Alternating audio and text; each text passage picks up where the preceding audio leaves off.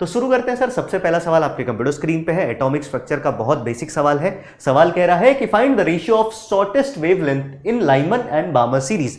Lyman बामर series की अगर हम बात करें तो सबसे पहले आपको यह पता होना चाहिए कि इनमें क्या होता है सर, N1 और N2 की वैल्यूज होती है जो सबसे इंपॉर्टेंट है।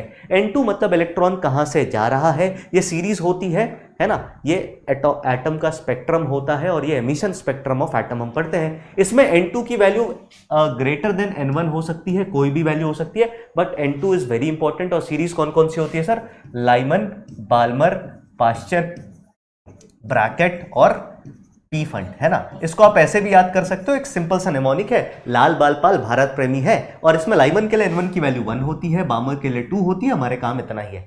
एक बात और याद रखना कि सर लाइमन के लिए जो ये सीरीज हाइड्रोजन एटम के लिए लाई करती है, ये कौन से रीजन में लाई करती है, इट लाइज इन अल्ट्रावायलेट। बामर के लिए ये विजिबल रीजन में लाई करती है और बाकी सभी के लिए इंफ्रारेड में लाई करती है। हो सकता है आगे ये सवाल आ जाए। तो अगर हम बात करें सर, हमें शॉर्टेस्ट वेवलेंथ निकालना है फॉर लाइमन एंड बामर सीरीज, तो शॉर्टेस्ट वेवलेंथ के लिए अगर आपको लैम्डा जो है वो मिनिमम रखना है, तो आपको पता है सर एनर्जी का फॉर्मूला किसके हिसाब से, तो अपने प्लैंक अंकल के क्वांटम थ्योरी के हिसाब से, प्लैंक अंकल के क्वांटम थ्योरी के हिसाब से ये hc अपॉन लैम्डा होता है। तो energy is inversely proportional to wavelength. तो वेवलेंथ को मिनिमम रखना है तो एनर्जी को मैक्सिमम रखना होगा। एनर्जी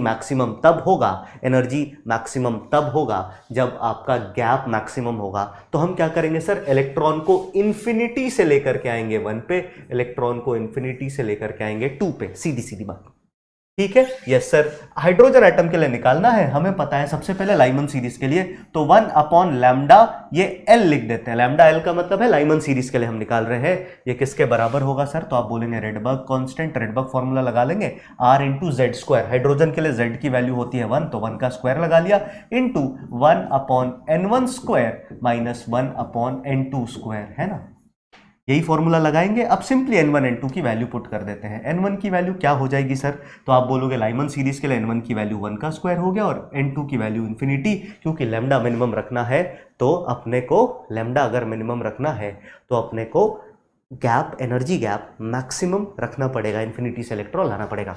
फिर अगर अपन 1 अपॉन लैम्डा बामर निकाल लें तो ये कितना आ जाएगा सर, ये आ जाएगा R into 1 square into 1 upon 2 का स्क्वायर माइनस 1 अपॉन इन्फिनिटी का स्क्वायर। आप सभी गणित के विद्यार्थी हैं, आप सभी को ये पता है कि इस टर्म को हम 0 मान लेंगे, क्योंकि 1 अपॉन इन्फिनिटी या उसका स्क्वायर कुछ भी हो वो ऑलमोस्ट 0 के बराबर आ जाएगा। तो हमारे पास ये वैल्यू आ गई। अब अगर आप इसको, इनका रेशियो ले लेते हो तो R से R विल कैंसिल आउट, ये लैम्डा ऊपर चला जाएगा, तो लैम्डा बामर अपॉन लैम्डा लाइमन जो है वो कितना आ जाएगा sir, it will come out 2, ये हो गया ऊपर 1 और नीचे हो गया 1/4 माइनस 1। क्या ये बात सही है, बोलो हाँ है ना, ठीक है सर, बोलो बोलो। या 1/4 माइनस 0, तो आप बोलोगे सिंपली 1/4 हो गया, 4 ऊपर चला जाएगा, तो हमारे पास आंसर आया lambda Balmer upon lambda Lyman. ये किसके बराबर आया सर, 4 के बराबर। लेकिन हमसे सवाल क्या पूछा है, क्वेश्चन इज लाइमन को डिवाइड करो बामर से, तो इसका जस्ट हम रेसिप्रोकल ले लेंगे, तो हमारे पास आएगा lambda Lyman divided by lambda Balmer, ये कितना हो जाएगा 1/4। दैट इज पहला ऑप्शन, आप सभी ने इसको सही कर लिया होगा। दैट इज पहला ऑप्शन, आप सभी ने इसको सही कर लिया होगा। अगले सवाल